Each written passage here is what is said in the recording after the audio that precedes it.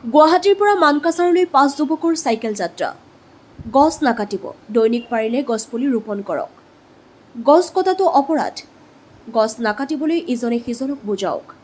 গছ সুৰক্ষাৰ লক্ষ্যৰে হিয়া উজাৰি প্ৰকৃতিক ভালপোৱা 5গৰাকী জাগ্ৰত যুৱকে ৰাইজক সজাগ কৰাৰ বাবে উলিয়াইছে চাইকেল যাত্ৰা। গুৱাহাটীৰ পৰা মানকাছাৰলৈ আৰম্ভ কৰা 6 দিনীয়া চাইকেল যাত্ৰাৰ এই ভিডিঅ'টো শ্বেয়াৰ কৰি যুৱক 5জনক উৎসাহ যোগাওক। News desk AIN live. আমি এটা চাইকেল যাত্ৰা আৰম্ভ কৰিছোঁ গুৱাহাটীৰ পৰা ধুবুৰী হৈ মানকাছাৰ মহেন্দ্ৰগঞ্জলৈকে যাত্ৰা কৰি আছোঁ। আজি আমাৰ 4ৰ্থ দিন আৰু আমাৰ টীমত আমি 5জন টোটেল 5জন আছোঁ। মোৰ পিছৰ ফালে আমাৰ দেখিছে জামান আছে, প্ৰাণজিত আছে। একচুৱেলি আমি এই যাত্ৰাটোৰ জৰিয়তে আপোনালোকে আমাৰ বেনাৰত দেখিছে গছ নাকাটো আহক, গছ লগাও আহক, অৰ্থাৎ গছ লগোৱাটো আমাৰ দায়িত্ব হয় আৰু গছ অনাই বনাই নাকাটাটো আমাৰ এটা দায়িত্ব কৰ্তব্য হয়। আমি এই চাইকেল চলাই আহোঁতে এটা কথা খুব গভীৰভাৱে অনুভৱ কৰিছোঁ, ৰাস্তাত গছ গছনি নাই আৰু ফলত আমি ইমান বেছি ৰ'দত আমি জিৰণি ল'বলৈ গছ বিচাৰি ফুৰিবলগীয়া হৈছে।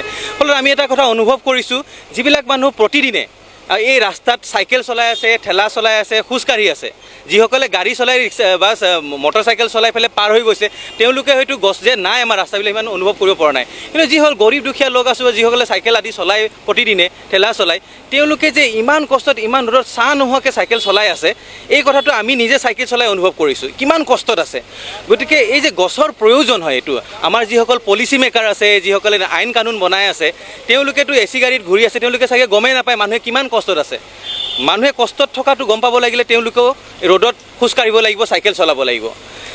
গতিকে আমি এইটোৱে ভাবোঁ যে ৰাস্তাত গছৰ বিৰাট বেছি প্ৰয়োজন হৈ গৈছে আৰু কেৱল ৰাস্তাতে নহয়, আমাৰ ঘৰৰ আশে পাশে আমি গছপুলি লগাব লাগিব, লালন পালন কৰিব লাগিব। তেতিয়াহে হয়তো আমি মানুহ জাতি বাচি থাকিম। আজি গোটেই বিশ্বত আমাৰ যি ধৰণে গছ ধ্বংস হৈছে, আজি 50 বছৰ পিছত 60 বছৰ পিছত মানুহ জাতি আমাৰ পৃথিৱীত থাকিব নে নাথাকিব, গোটেই বিশ্বত এই লৈ গভীৰ আলোচনা চলি আছে।